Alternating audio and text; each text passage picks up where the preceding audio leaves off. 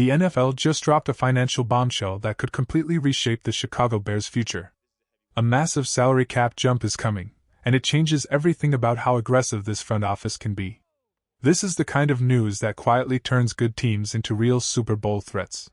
Before we dive in, make sure you like the video, share it with another Bears fan, and subscribe so you never miss the biggest Chicago Bears updates.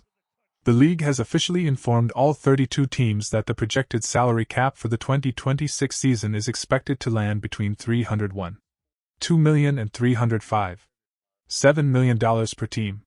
Let that number really sink in. Just 1 year ago, the cap sat at $279.2 million. Back in 2022, it was only $208.2 million. And if you rewind even further, all the way to 2013, the NFL salary cap was just $123 million. In a little more than a decade, the cap has nearly tripled. Even in the last 4 seasons alone, the league has added close to $100 million per team in spending power. That kind of growth is almost unheard of in professional sports.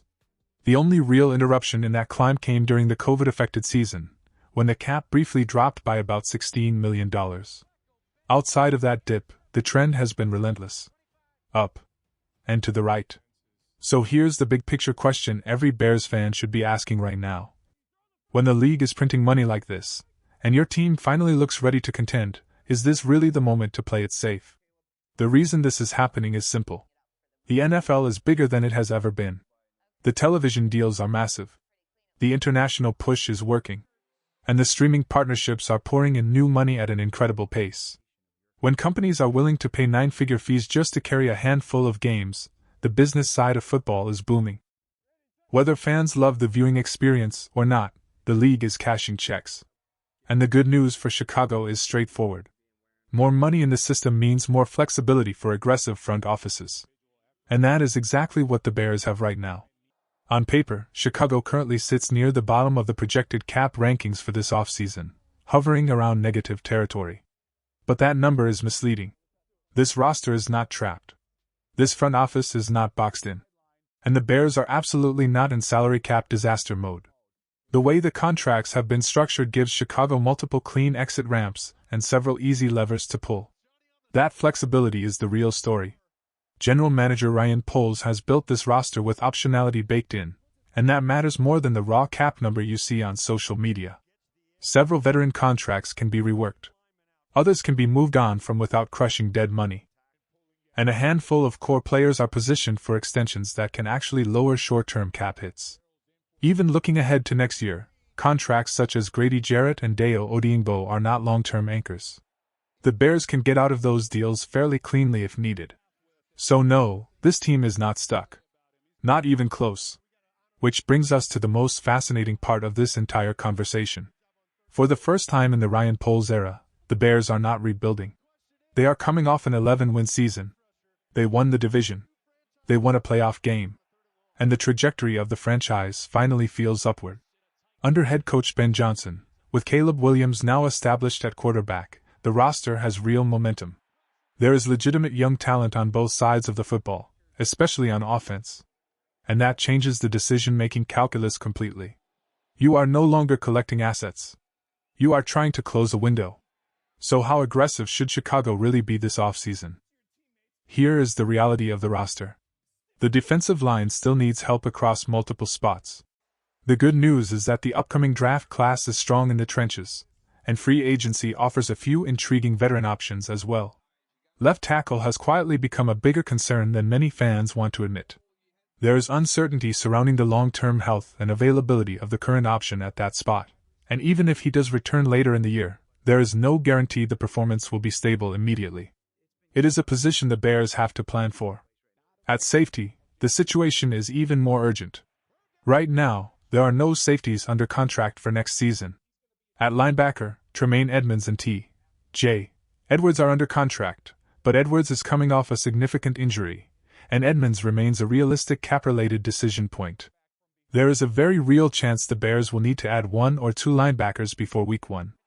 So now we reach the center of this entire discussion. Question of the day, and I want you to comment below with your answer. Should the Bears go all in this offseason by restructuring and moving major contracts to chase a title right now, Or should they protect the future and stay conservative? Because the choices Chicago makes over the next few months will define the next 3 seasons. If the front office decides to get aggressive in the trade market, they will absolutely make calls on elite defensive talent. Myles Garrett will always be monitored, even if Cleveland continues to insist they are not interested in moving him.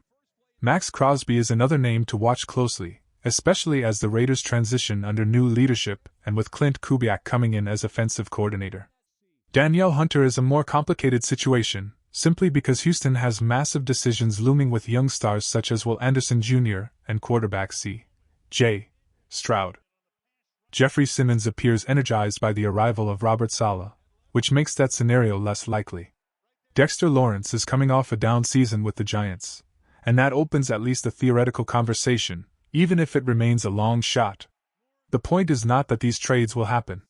The point is that the Bears are finally positioned to participate in these conversations. And that alone represents a massive shift. At the more realistic end of the spectrum, free agency may actually provide the cleaner solution. Trey Hendrickson is widely viewed as the top pass rusher expected to reach the open market. Pro Football Focus has projected him on a short-term deal around 1 year and roughly $21 million.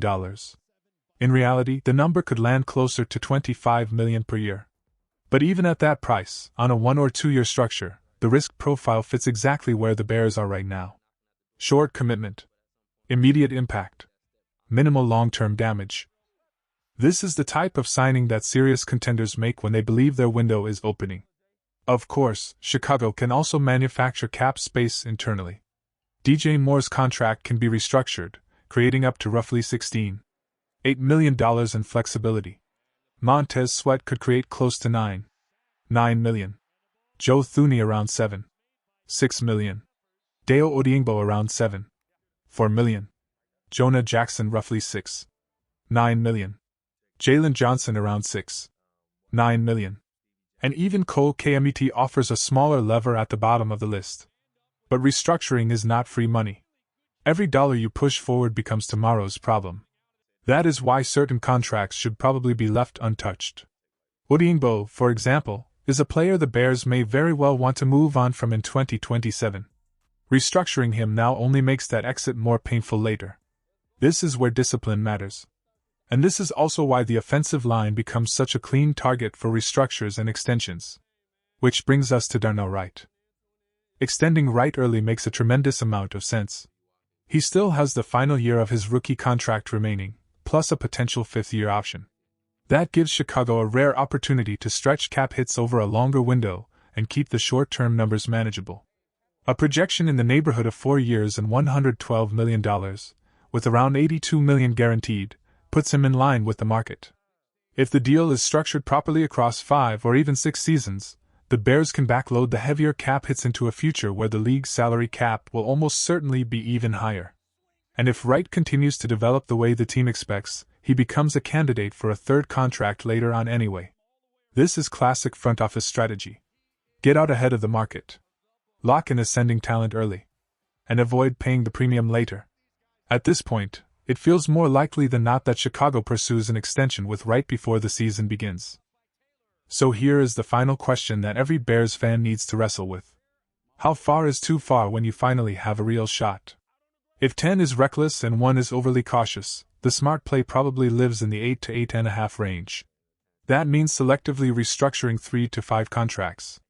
That means making a real decision on DJ Moore, either committing through a restructure or exploring his trade value. That means making serious inquiries on players like Max Crosby and Myles Garrett, even if the odds remain slim. Because when you win 11 games, capture the division, and build a young core around a quarterback like Caleb Williams, you are no longer allowed to think like a rebuilding franchise. There is a window forming. And if you wait too long to push, it closes faster than anyone expects. The Bears do not need to empty the future to chase one season. But they also cannot pretend that next year is guaranteed. In the NFL, it never is. The salary cap is exploding. The roster is maturing. The coaching staff is aligned. And the conference is wide open behind a handful of elite teams. This is the moment. Not to panic. Not to overspend blindly. But to finally act like a franchise that believes it belongs in the Super Bowl conversation. And that, more than any single move, is what will define the Chicago Bears offseason.